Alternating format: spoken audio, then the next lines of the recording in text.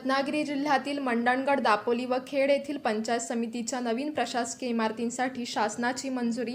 जवळपास 30 कोटींच्या निधीस मंजुरी. ग्रामीण प्रशासन अधिक सक्षम करण्याचा निर्णय. राज्यमंत्री योगेश कदम.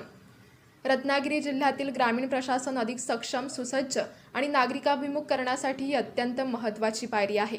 नागरिकांना विविध कामांसाठी भटकंती करावी लागू नये आणि सर्व सेवा एकाच छताखाली उपलब्ध व्हाव्यात, हा या निर्णयामागील मुख्य उद्देश आहे.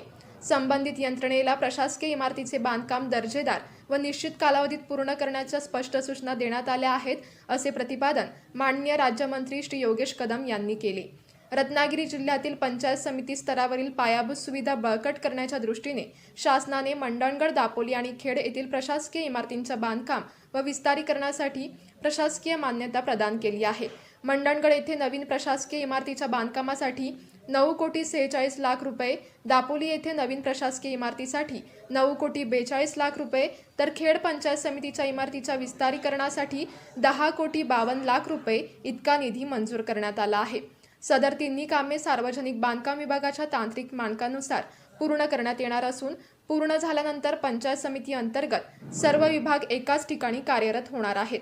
यामुळे ग्रामीण भागातील नागरिकांना विविध शासकीय सेवा अधिक सुलभ, जलद व पारदर्शक पद्धतीने उपलब्ध होणार आहेत. एकूण सुमारे 29,40,00,000 रुपयाहून अधिक निधी या कामासाठी मंजूर करण्यात आला आहे. नुकत्याच झालेल्या निवडणुकांमध्ये निवडून आलेल्या नवनिर्वाचित सदस्यांना आता हक्काची नवीन इमारत मिळणार असल्याने सर्व पंचायत समिती सदस्यांनी व स्थानिक ग्रामस्थांनी समाधान व्यक्त करत राज्यमंत्री योगेश कदम यांचे आभार मानले आहेत.